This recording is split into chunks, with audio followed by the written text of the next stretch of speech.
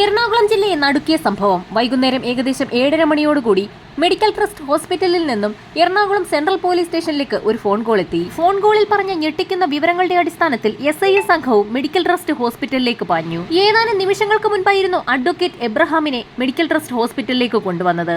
വന്നപ്പോൾ തന്നെ അദ്ദേഹത്തിന് ജീവനില്ല എന്നുള്ള കാര്യം ഡ്യൂട്ടി ഡോക്ടർമാർക്ക് മനസ്സിലായിരുന്നു. അദ്ദേഹത്തിന്റെ ശരീരത്തിലുണ്ടായിരുന്ന കരിവാളിപ്പും കഴുത്തിലെ കറുത്ത പാടുകളുമായിരുന്നു ഡോക്ടർമാരിൽ സംശയമുണ്ടാക്കിയത്.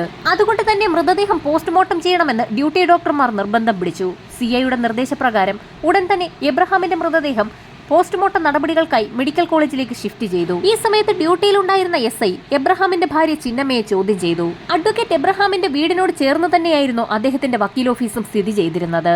രാത്രി വൈകിയിട്ടും വീട്ടിനുള്ളിലേക്ക് എബ്രഹാം വരാത്ത സാഹചര്യത്തിൽ ഭാര്യ ചിന്നമ്മ അദ്ദേഹത്തിന്റെ ഓഫീസ് മുറിയിലേക്ക് എത്തി. ഈ സമയത്ത് ബോധമറ്റ് കിടക്കുന്ന എബ്രഹാമിനെയാണ് അവർ കണ്ടത്. ഉടൻ തന്നെ സമീപത്ത് മറ്റൊരു വക്കീൽ ഓഫീസ് കൂടി നടത്തുന്ന അവരുടെ ഒരു പരിചയക്കാരനെ കൂടി അങ്ങോട്ടേക്ക് വിളിച്ചു. ഇരുവരും ചേർന്ന് മെഡിക്കൽ ട്രസ്റ്റ് ഹോസ്പിറ്റലിലേക്ക് എബ്രഹാമിനെ എത്തിക്കുകയായിരുന്നു. ഭാര്യയിൽ നിന്ന് വിവരങ്ങളെല്ലാം ചോദിച്ചറിഞ്ഞ പോലീസ് സംഘം തൊട്ടടുത്ത ദിവസം തന്നെ എബ്രഹാമിന്റെ വീട്ടിലെത്തി ഒരു പരിശോധന ആരംഭിച്ചു. 3 നില കെട്ടിടമാണ് എബ്രഹാമിന്റേത്. അതിൽ 3ാമത്തെ നിലയിലാണ് എബ്രഹാമും ഭാര്യയും താമസിക്കുന്നത്.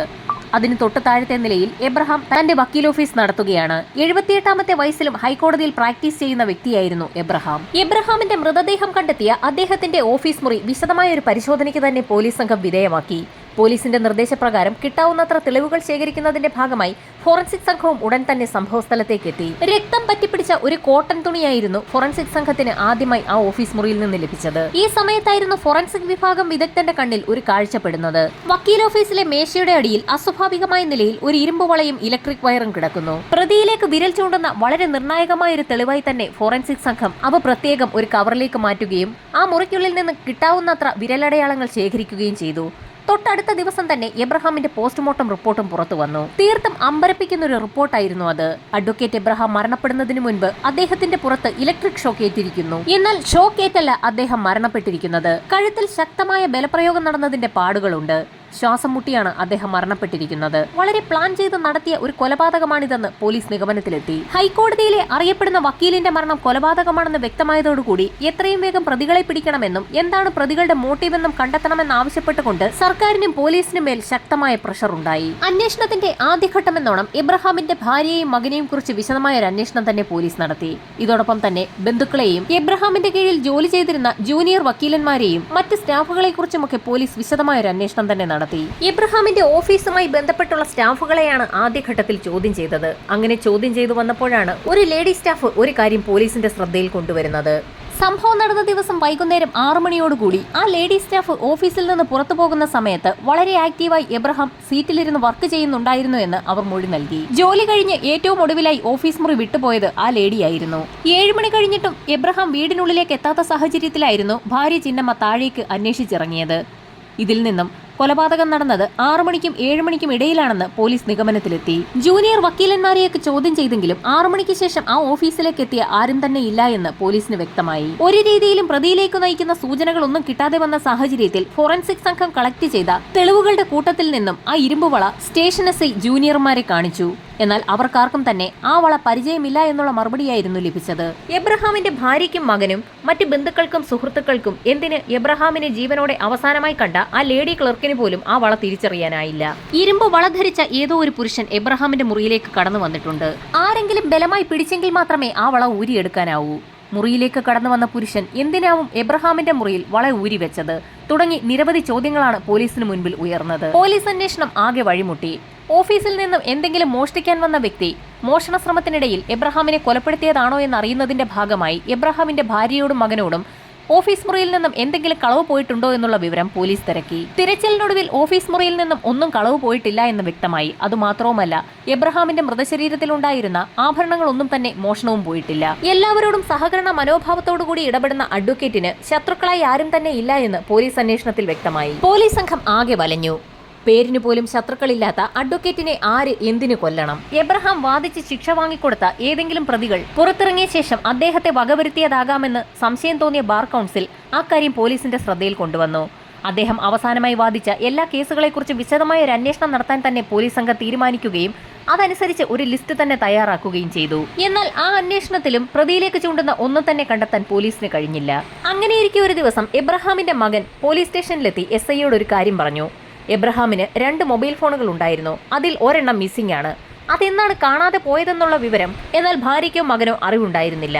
മകൻ പറഞ്ഞ ആ കാര്യവും കേസ് ഫയലിൽ പോലീസ് സംഘം രേഖപ്പെടുത്തി. എബ്രഹാം കൊലക്കേസിന്റെ അന്വേഷണം എങ്ങും എത്താതെ വന്ന സാഹചര്യത്തിൽ CIയുടെ നേതൃത്വത്തിൽ അതുവരെ കളക്ട് ചെയ്ത എല്ലാ വിവരങ്ങളും വിശദമായി ഒന്നുകൂടി പഠിക്കാൻ പോലീസ് സംഘം തീരുമാനിച്ചു. കൊലപാതകം നടന്ന ദിവസം ഒന്നുകൂടി റീക്രിയേറ്റ് ചെയ്യാൻ തീരുമാനിച്ച പോലീസ് സംഘം എബ്രഹാമിന്റെ ഓഫീസ് മുറിയിൽ വൈകുന്നേരം ഏകദേശം 7 മണിയോടുകൂടി എത്തി. ഭാര്യ ചിന്നമ്മയുടെ മൊഴി അനുസരിച്ച് സംഭവം നടന്ന ദിവസം എബ്രഹാമിനെ അന്വേഷിച്ച് വക്കീൽ ഓഫീസിലെത്തിയപ്പോൾ മുറിയിൽ ലൈറ്റ് ഉണ്ടായിരുന്നില്ല. അതുകൊണ്ട് തന്നെ കൊലപാതകം റീക്രിയേറ്റ് ചെയ്യുന്നതിന്റെ ഭാഗമായി CI സംഘവും ആ മുറിയിലെ ലൈറ്റുകൾ ഓഫാക്കിയ ശേഷമായിരുന്നു ഓഫീസ് മുറിയിലേക്ക് കടന്നത്. അകത്തേക്ക് കടന്ന പോലീസ് സംഘം അല്പസമയത്തിന് ശേഷം ലൈറ്റ് ഇടാൻ ഒരു ശ്രമം നടത്തി. സ്വിച്ചുകൾ മാറി മാറി അമർത്തി നോക്കിയിട്ടും മുറിക്കുള്ളിലെ ലൈറ്റോ ഫാനോ ഒന്നും തന്നെ ഓണാകാതെ വന്നതോടുകൂടി പോലീസിനാകെ സംശയമായി. ഇതെന്തുകൊണ്ടാണ് ലൈറ്റും ഫാനും ഒന്നും തന്നെ ഓണാകാത്തതെന്ന് സംശയം തോന്നിയ പോലീസ് സംഘം ചിന്നമ്മയെ ചോദ്യം ചെയ്തു. ആ ഓഫീസിന് മാത്രമായി ഒരു കൺട്രോൾ സ്വിച്ച് ഉണ്ടെന്നും ആ സ്വിച്ച് ഓഫാക്കിയാൽ ആ മുറിക്കുള്ളിലെ ലൈറ്റും ഫാനും ഒന്നും തന്നെ ഓണാവുകയില്ല എന്നും അവർ വ്യക്തമാക്കി. കൊലപാതകം നടത്തിയ വ്യക്തി ആരോ അയാൾ കൃത്യം നടത്തിയ ശേഷം ആ മുറിക്കുള്ളിലെ കൺട്രോൾ സ്വിച്ച് ഓഫ് ചെയ്തിരുന്നു. അതുകൊണ്ടാണ് ചിന്നമ്മ ഭർത്താവിനെ തിരക്കി വന്ന സമയത്ത് ഓഫീസ് മുറിയിൽ വെട്ടമില്ലാതെ ഇരുന്നത്. ആ ഓഫീസ് മുറിക്കുള്ളിൽ ഒരു കൺട്രോൾ സ്വിച്ച് ഉണ്ടെന്നും അതുപയോഗിച്ച് ആ മുറിക്കുള്ളിലെ എല്ലാ ഇലക്ട്രിക് സംവിധാനങ്ങളും ഓഫാക്കാൻ കഴിയുമെന്നും അറിവുള്ള വ്യക്തിയാണ് കൊലപാതകം നടത്തിയിരിക്കുന്നതെന്നുള്ള നിർണായകമായ കണ്ടെത്തലിലേക്കാണ് പോലീസ് സംഘം എത്തിയത്. സ്വാഭാവികമായും ആ ഓഫീസിൽ വർക്ക് ചെയ്യുന്നവർക്കും വീട്ടുകാർക്കും മാത്രമായിരിക്കണം അങ്ങനെ ഒരു സ്വിച്ചുള്ള കാര്യം അറിവുണ്ടാവുക. അതുകൊണ്ട് തന്നെ ആദ്യഘട്ടത്തിൽ ആ ഓഫീസിൽ വർക്ക് ചെയ്തിരുന്ന എല്ലാ ആളുകളെയും ഒന്നുകൂടി ചോദ്യം ചെയ്യാൻ CI തീരുമാനിച്ചു. ചോദ്യം ചെയ്യലിന് വിധേയരായ എല്ലാ ജീവനക്കാരുടെയും വീടുകൾ കേന്ദ്രീകരിച്ചും പോലീസ് സംഘം പരിശോധന നടത്തി. അങ്ങനെ പരിശോധന നടത്തുന്നതിനിടയിലാണ് ഓഫീസിലെ ഒരു ജീവനക്കാരനായ 19-കാരന്റെ വീട്ടിൽ പോലീസ് സംഘം എത്തിയത്. വീടും പരിസരവും പരിശോധിക്കുന്നതിനിടയിൽ അസ്വാഭാവികമായ രീതിയിൽ വീടിന്റെ പരിസരത്ത് നിന്നും പാതി കത്തിച്ച നിലയിലുള്ള ഒരു ക്രെഡിറ്റ് കാർഡ് പോലീസ് സംഘത്തിന് കിട്ടി. ക്രെഡിറ്റ് കാർഡ് കത്തിച്ചു കളയാൻ ശ്രമിച്ചിട്ടുണ്ടെങ്കിലും അതിന്റെ പകുതി ഭാഗം മാത്രമേ കത്തിയിട്ടുള്ളൂ. കത്തിത്തീരാത്ത ഭാഗത്ത് ഒരു പേര് രേഖപ്പെടുത്തിയിരിക്കുന്നത് പോലീസിന്റെ ശ്രദ്ധയിൽപ്പെട്ടു. എബ്രഹാം എന്നായിരുന്നു ആ പേര്. അതിൽ നിന്നും അഡ്വക്കേറ്റ് എബ്രഹാമിന്റെ ക്രെഡിറ്റ് കാർഡാണെന്ന് വ്യക്തമായി. കൊല്ലപ്പെട്ട എബ്രഹാമിന്റെ ക്രെഡിറ്റ് കാർഡ് എങ്ങനെയാണ് കത്തിച്ച നിലയിൽ ആ യുവാവിന്റെ വീട്ടുപരിസരത്തെത്തിയത്? CIയുടെ നേതൃത്വത്തിലുള്ള പോലീസ് സംഘം ഉടൻ തന്നെ ആ ചെറുപ്പക്കാരനെ കസ്റ്റഡിയിലെടുത്തു. ചോദ്യം ചെയ്യലിൽ മലപ്പുറം സ്വദേശിയായ അമൽരാജ് എന്ന ആ യുവാവ് എബ്രഹാമിന്റെ ഓഫീസിൽ ജോലി ചെയ്യാൻ തുടങ്ങിയിട്ട് 6 മാസമായി എന്ന് വ്യക്തമായി. എബ്രഹാമിന്റെ ക്രെഡിറ്റ് കാർഡ് എന്തിനാണ് കത്തിച്ചതെന്നുള്ള പോലീസിന്റെ ചോദ്യത്തിനും വളരെ വിശ്വസനീയമായ മറുപടിയായിരുന്നു അമൽരാജ് പറഞ്ഞത്. സ്വാഭാവികമായും എബ്രഹാമിന്റെ ഓഫീസിൽ ജോലി ചെയ്യുന്നതിനാൽ ഓഫീസുമായി ബന്ധപ്പെട്ടുള്ള പല കാര്യങ്ങളും തന്റെ മുറിയിലുണ്ടായിരുന്നു. വീടൊക്കെ അടുക്കിപ്പറക്കിയ സാഹചര്യത്തിൽ അനാവശ്യമായിട്ടുള്ള വസ്തുക്കളൊക്കെ കത്തിച്ച കൂട്ടത്തിൽ ആ ക്രെഡിറ്റ് കാർഡും പെട്ടുപോയതാണെന്ന് അവൻ മൊഴി നൽകി. അമൽരാജിന്റെ മൊഴി പോലീസ് വിശ്വാസത്തിലെടുത്തെങ്കിലും അയാളെക്കുറിച്ച് കൂടുതൽ അന്വേഷിക്കാൻ പോലീസ് തീരുമാനിച്ചു. സംഭവം നടന്ന ദിവസം അമൽരാജിന്റെ ആക്ടിവിറ്റീസ് എന്തൊക്കെയായിരുന്നു എന്ന് മനസ്സിലാക്കുന്നതിന്റെ ഭാഗമായി ആ ദിവസത്തെ അയാളുടെ മൊബൈൽ ടവർ ലൊക്കേഷനുകൾ ഏതൊക്കെയായിരുന്നു എന്ന് അന്വേഷിക്കുന്നതിനായി സൈബർ സെല്ലിന് നിർദ്ദേശവും നൽകി. പതിവ് പോലെ എന്നും രാവിലെ 9 മണിക്കാണ് അമൽരാജ് ഓഫീസിലേക്ക് വരാറുള്ളത്. സംഭവം നടന്ന ദിവസവും രാവിലെ 9 മണി മുതൽ 6 മണി വരെ അമൽരാജ് ഓഫീസിൽ തന്നെ ഉണ്ടായിരുന്നു. എന്നാൽ 6 മണിക്ക് ശേഷവും അമൽരാജിന്റെ മൊബൈൽ ഫോൺ ലൊക്കേഷൻ എബ്രഹാമിന്റെ വക്കീൽ ഓഫീസിന് സമീപത്ത് തന്നെ ഉണ്ടായിരുന്നു എന്ന് സൈബർ സെല്ലിന്റെ അന്വേഷണത്തിൽ കണ്ടെത്തി. എന്നാൽ അമൽരാജ് പോലീസിന് നൽകിയ മൊഴിയനുസരിച്ച് സംഭവം നടന്ന ദിവസം വൈകുന്നേരം 6 മണിയോടുകൂടി ഓഫീസിൽ നിന്നും അയാൾ തന്റെ വൈപ്പിനിലുള്ള വീട്ടിലേക്ക് മടങ്ങിപ്പോയി എന്നായിരുന്നു പറഞ്ഞിരുന്നത്. ആദ്യം മുതലുള്ള പോലീസിന്റെ ചോദ്യം ചെയ്യലിൽ അമൽരാജ് 6 മണിയോടുകൂടി വൈപ്പിനിലെ അവന്റെ വീട്ടിലേക്ക് പോയി എന്നുള്ള മൊഴിയായിരുന്നു രേഖപ്പെടുത്തിയിട്ടുള്ളത്. എന്നാൽ പറഞ്ഞതിന് വിപരീതമായി സൈബർ സെല്ലിന്റെ ഭാഗത്തു നിന്നും സംഭവം നടന്ന ദിവസം എബ്രഹാമിന്റെ ഓഫീസ് പരിസരത്തുള്ള ടവർ ലൊക്കേഷനിൽ തന്നെ അമൽരാജ് ഉണ്ടായിരുന്നു എന്നുള്ള കാര്യമാണ് ഇപ്പോൾ തെളിഞ്ഞിരിക്കുന്നത്. ശരിക്കും നിർണായകമായ ഒരു വിവരമാണ് പോലീസ് സംഘത്തിന് ലഭിച്ചിരിക്കുന്നത്. അമൽരാജിന്റെ കോൾ ഡേറ്റ റെക്കോർഡിംഗ്സ് എടുക്കുന്നതിനായി CI സൈബർ സെല്ലിന് ഉടൻ തന്നെ നിർദ്ദേശം നൽകി. സൈബർ സെല്ലിന്റെ അന്വേഷണത്തിൽ 2 ആഴ്ച അടുപ്പിച്ച് അമൽരാജ് ഒരു നമ്പറിലേക്ക് നിരന്തരം വിളിച്ചിരിക്കുന്നതായി കണ്ടെത്തി. എന്നാൽ 2 ആഴ്ചയ്ക്ക് മുൻപോ അതിനുശേഷമോ ആ നമ്പറിലേക്ക് അമൽരാജ് വിളിച്ചിട്ടുമില്ല. മറ്റൊരു നിർണായക വിവരം കൂടി സൈബർ സെല്ലിന്റെ ഭാഗത്തു നിന്നും CIക്ക് ലഭിച്ചു. സംഭവം നടന്ന ദിവസം വൈകുന്നേരം 6 മണിക്ക് ശേഷം അമൽരാജിന്റെ ഫോണിൽ നിന്നും ആ നമ്പറിലേക്ക് ഒരു മിസ്ഡ് കോളും പോയിട്ടുണ്ട്. അതിനുശേഷം ഇന്ന് വരെ ആ ഫോണിലേക്ക് അമൽരാജ് വിളിച്ചിട്ടുമില്ല. അമൽരാജ് നിരന്തരം വിളിച്ചുകൊണ്ടിരുന്ന ആ നമ്പർ ഇപ്പോൾ സ്വിച്ച്ഡ് ഓഫുമാണ്. അമൽരാജിന് മേലുള്ള CIയുടെ സംശയം മുറുകിയതും അവനെ വിശദമായി തന്നെ ചോദ്യം ചെയ്യാൻ പോലീസ് സംഘം തീരുമാനിച്ചു. അഡ്വക്കേറ്റ് എബ്രഹാമിനെ എന്തിനാണ് കൊലപ്പെടുത്തിയതെന്നുള്ള CIയുടെ ചോദ്യം കേട്ടപ്പോൾ തന്നെ അമൽരാജ് ഒന്ന് പതറി. ഇനിയൊന്നും മറച്ചു വെച്ചിട്ട് കാര്യമില്ല എന്നും സത്യങ്ങൾ തുറന്നു പറയുകയാണെങ്കിൽ ശിക്ഷയിൽ ഇളവ് വരുത്തി തരാമെന്നും CI പറഞ്ഞെങ്കിൽ പോലും അമൽരാജിന് ഒരു കുലുക്കവും ഉണ്ടായിരുന്നില്ല. ഏതൊക്കെ രീതിയിൽ ശ്രമിച്ചിട്ടും അമൽരാജ് ഒന്നും വിട്ടു പറയുന്നില്ല എന്ന് മനസ്സിലാക്കിയ CI അടവൊന്ന് മാറ്റി ചവിട്ടി. എബ്രഹാമിനെ കൊലപ്പെടുത്തിയ ശേഷം ഏകദേശം 6:30 മണിയോടുകൂടി കൊലപാതകത്തിന് സഹായിച്ച വ്യക്തിക്ക് അമൽരാജിന്റെ ഫോണിൽ നിന്ന് ഒരു മിസ്ഡ് കോൾ ചെന്നിട്ടുണ്ടല്ലോ എന്ന് CI പറഞ്ഞു. അത് കേട്ടതോടുകൂടി അമൽരാജ് പതറിയെങ്കിലും ഒരു കാര്യവും പോലീസിനോട് തുറന്ന് സമ്മതിച്ചില്ല. ഈ സമയത്തായിരുന്നു അഡ്വക്കേറ്റ് എബ്രഹാമിന്റെ മകൻ പോലീസ് സ്റ്റേഷനിലേക്ക് എത്തിയത്. എബ്രഹാം മരിച്ച ശേഷം അദ്ദേഹത്തിന്റെ ഡോക്യുമെന്റ്സുകളൊക്കെ പരിശോധിക്കുന്നതിനിടയിൽ ആ മകന് അലമാരിയിൽ നിന്നും ഒരു പേപ്പർ കിട്ടി. ഒരു മൊബൈൽ ഫോൺ വാങ്ങിച്ച ബില്ലും അനുബന്ധ ഡോക്യുമെന്റ്സുകളുമായിരുന്നു അത്. ആ മൊബൈൽ ഫോണാണ് കാണാതെ പോയിരിക്കുന്നതെന്നും എബ്രഹാമിന്റെ മകൻ പോലീസിന് മൊഴി നൽകി. ഡോക്യുമെന്റ്സുകളിൽ നിന്നും മൊബൈൽ ഫോണിന്റെ IMEI നമ്പർ മനസ്സിലാക്കിയ പോലീസ് സംഘം ആ മൊബൈൽ ഫോൺ കേന്ദ്രീകരിച്ച് ഒരു അന്വേഷണം നടത്തുന്നതിനായി സൈബർ സെല്ലിന് ഹാൻഡ് ഓവർ ചെയ്തു. തീർത്തും ഞെട്ടിക്കുന്ന ഒരു റിപ്പോർട്ടായിരുന്നു സൈബർ സെല്ലിന്റെ ഭാഗത്തു നിന്നും പുറത്തു വന്നത്. കാണാതെ പോയ എബ്രഹാമിന്റെ ആ മൊബൈൽ ഫോണിലേക്കായിരുന്നു 2 ആഴ്ച അടുപ്പിച്ച് അമൽരാജ് വിളിച്ചതും എബ്രഹാമിന്റെ മരണശേഷം അന്ന് വൈകുന്നേരം മിസ്ഡ് കോൾ നൽകിയതും. എബ്രഹാമിന്റെ കാണാതെ പോയ മൊബൈൽ ഫോണിലെ സിം കാർഡ് ഇളക്കി മാറ്റിയ ശേഷം അതിൽ മറ്റൊരു സിം ഇട്ടാണ് വിളിച്ചിരിക്കുന്നത്. ആ കോളുകൾ അറ്റൻഡ് ചെയ്തിരുന്ന വ്യക്തിയാരോ അയാളാണ് കൊലപാതകത്തിന് അമൽരാജിനെ സഹായിച്ചിരിക്കുന്നതെന്ന് മനസ്സിലാക്കിയ പോലീസ് സംഘം അമൽരാജിനെ വീണ്ടും കർക്കശമായി തന്നെ ചോദ്യം ചെയ്യാൻ തീരുമാനിച്ചു. താൻ പിടിക്കപ്പെട്ടു എന്ന് മനസ്സിലാക്കിയ അമൽരാജ് പല കഥകളും പറഞ്ഞു തുടങ്ങി. രാജേഷ് എന്ന വ്യക്തിയാണ് തന്നെ സഹായിച്ചതെന്ന് അമൽരാജ് പറഞ്ഞപ്പോൾ തന്നെ ഒപ്പം കൂടി നിന്ന പോലീസുകാർക്ക് ആളെ പിടികിട്ടി. ആ പ്രദേശത്ത് അല്പസ്വല്പം ഗുണ്ടാപ്പണിയുമായി കറങ്ങി നടക്കുന്ന വ്യക്തിയാണ് രാജേഷ്. രാജേഷിനെ കൂട്ടുപിടിച്ച് അമൽരാജ് എന്തുകൊണ്ടാണ് തനിക്ക് ജോലി നൽകിയ എബ്രഹാം എന്ന നല്ലവനായ അഡ്വക്കേറ്റിനെ കൊലപ്പെടുത്തിയെന്നുള്ള പോലീസിന്റെ ചോദ്യത്തിന് ഞെട്ടിക്കുന്ന മറുപടിയായിരുന്നു അമൽരാജ് നൽകിയത്. മലപ്പുറത്തെ ഒരു പാവപ്പെട്ട കുടുംബത്തിൽ ജനിച്ച അമൽരാജ് ജോലി അന്വേഷിച്ചായിരുന്നു എറണാകുളത്തെത്തിയത്. അങ്ങനെ എബ്രഹാമിന്റെ വക്കീൽ ഓഫീസിൽ കയറിപ്പറ്റിയ അമൽരാജ് വളരെ വേഗം തന്നെ അദ്ദേഹത്തിന്റെ വിശ്വസ്തനായി മാറി. പലപ്പോഴും അദ്ദേഹത്തിന്റെ ചെക്കുകളൊക്കെ എഴുതുന്നതും ബാങ്കിൽ നിന്ന് എബ്രഹാമിന് പണം എടുത്തുകൊണ്ട് കൊടുക്കുന്നതുമൊക്കെ അമൽരാജ് ആയിരുന്നു. തിരക്കുള്ള സമയത്ത് എബ്രഹാം വക്കീൽ പലപ്പോഴും തന്റെ ഒപ്പ് അമൽരാജിനെ കൊണ്ട് തന്നെ ചെക്കിൽ ഇടിപ്പിക്കാറുമുണ്ടായിരുന്നു. അത് കേട്ടപ്പോൾ പോലീസിന് ആകെ അമ്പരപ്പായിരുന്നു. അമൽരാജിനെ പൂർണ്ണ വിശ്വാസമുണ്ടായിരുന്ന അഡ്വക്കേറ്റ് എബ്രഹാം പലപ്പോഴും ബ്ലാങ്ക് ചെക്കുകളായിരുന്നു അവന്റെ കൈവശം ബാങ്കിൽ നിന്ന് പണം പിൻവലിക്കുന്നതിന്റെ ഭാഗമായി കൊടുത്തുവിടാറുണ്ടായിരുന്നത്. അഡ്വക്കേറ്റ് എബ്രഹാം ബാങ്ക് അക്കൗണ്ടുകൾ കൃത്യമായി പരിശോധിക്കുന്നില്ല എന്ന് മനസ്സിലാക്കിയ അമൽരാജ് പലപ്പോഴും ബ്ലാങ്ക് ചെക്കുകൾ ഉപയോഗിച്ച് കൂടുതൽ തുക അക്കൗണ്ടിൽ നിന്ന് പിൻവലിക്കുന്നത് പതിവായി തുടങ്ങി. ആദ്യഘട്ടത്തിലൊക്കെ കുറച്ച് പണമായിരുന്നു അക്കൗണ്ടിൽ നിന്ന് പിൻവലിച്ചു തുടങ്ങിയത്. അത് അദ്ദേഹം ശ്രദ്ധിക്കുന്നില്ല എന്ന് മനസ്സിലാക്കിയതോടുകൂടി കൂടുതൽ തുക പിൻവലിക്കാൻ അമൽരാജ് തീരുമാനിച്ചു. എന്നാൽ കൂടുതൽ തുക പിൻവലിച്ചാൽ ആ വിവരം അഡ്വക്കേറ്റ് മനസ്സിലാക്കുമോ എന്ന് ഭയന്ന അമൽരാജ് ആ വിവരം തന്റെ സുഹൃത്തായ രാജേഷിനെ അറിയിക്കുകയും ചെയ്തിരുന്നു. അങ്ങനെ വിശദമായൊരു പ്ലാൻ തന്നെ ഇരുവരും ചേർന്ന് തയ്യാറാക്കി. പ്ലാൻ അനുസരിച്ച് 2 ബ്ലാങ്ക് ചെക്കുകൾ ഉപയോഗിച്ച് അഡ്വക്കേറ്റിന്റെ അക്കൗണ്ടിൽ നിന്നും 8 ലക്ഷം രൂപ അമൽരാജ് പിൻവലിച്ചു. ഇത്രയും കാര്യങ്ങൾ കേട്ട പോലീസ് സംഘം അമൽരാജിന്റെ സുഹൃത്തായ രാജേഷിനെ ഉടൻ തന്നെ കസ്റ്റഡിയിലെടുത്തു. ആ സമയത്ത് അയാളുടെ കൈവശം എബ്രഹാമിന്റെ കളവ് പോയ മൊബൈൽ ഫോണും ഉണ്ടായിരുന്നു. അമൽരാജിനെയും രാജേഷിനെയും ഒരുമിച്ചിരുത്തി ചോദ്യം ചെയ്ത പോലീസ് സംഘത്തിന് ഒരു കാര്യം വ്യക്തമായി. അവർക്ക് 2 പേർക്കും പുറമെ ആ കൊലപാതകത്തിൽ സജീവമായി മറ്റൊരാൾക്ക് കൂടി പങ്കുണ്ട്. ഗുണ്ടാ പ്രവർത്തനങ്ങളുമായി നടക്കുന്ന ഷൈൻമോൻ എന്ന വ്യക്തിയായിരുന്നു ആ മൂന്നാമൻ.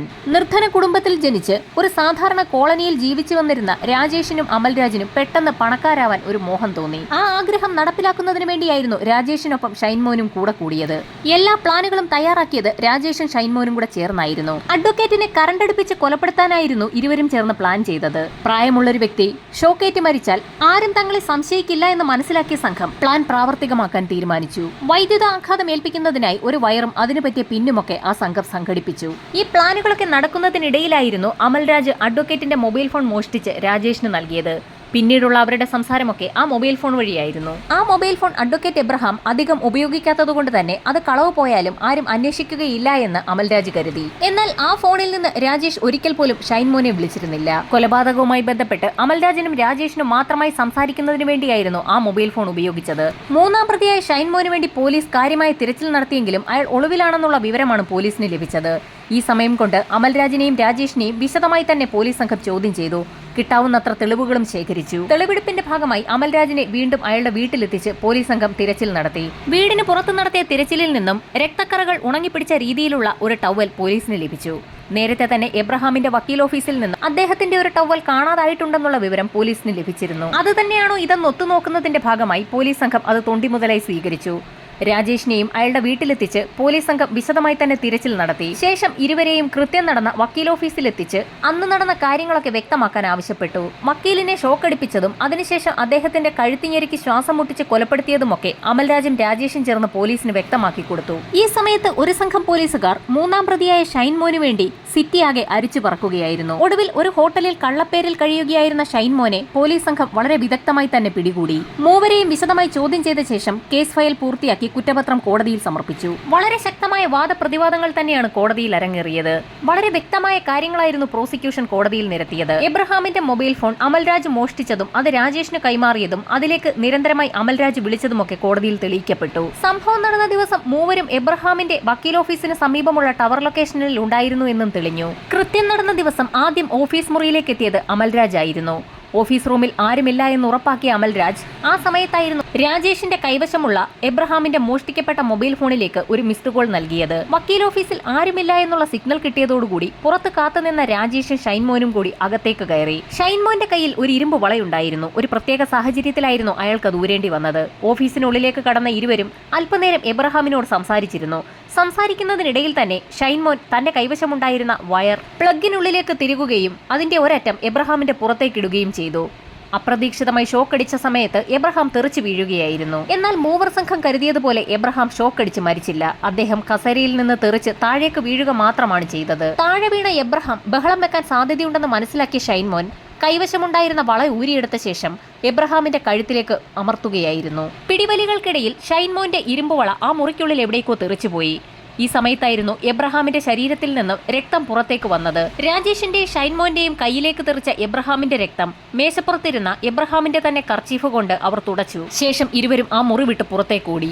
ശക്തമായ വാദപ്രതിവാദങ്ങൾക്കൊടുവിൽ എറണാകുളം സെഷൻസ് കോടതി ഒന്നാം പ്രതിയായ അമൽരാജിന് വധശിക്ഷയും മറ്റു 2 പ്രതികൾക്ക് ഇരട്ട ജീവപര്യന്തവുമായിരുന്നു വിധിച്ചത്. കേസ് സ്വാഭാവികമായും അപ്പീലുമായി ബന്ധപ്പെട്ട് ഹൈക്കോടതിയിലെത്തി. എറണാകുളം സെഷൻസ് ജഡ്ജിന്റെ വിധി ശരിവെച്ചുകൊണ്ടുള്ള ഉത്തരവായിരുന്നു ഹൈക്കോടതി പുറപ്പെടുവിച്ചത്. എന്നാൽ അപ്പീൽ പരിഗണിച്ച സുപ്രീം കോടതി ഒന്നാം പ്രതി അമൽരാജിന്റെ വധശിക്ഷ ജീവപര്യന്തമാക്കി കുറച്ചു. ശിക്ഷയിൽ ഇളവ് വരുത്തിയെങ്കിലും പരോളില്ലാത്ത 35 വർഷത്തെ തടവാണ് സുപ്രീം കോടതി വിധിച്ചത്. കൃത്യം നടത്തിയ സമയത്തെ അമൽരാജിന്റെ പ്രായം കൂടി കണക്കിലെടുത്തായിരുന്നു സുപ്രീം കോടതിയുടെ വിധി.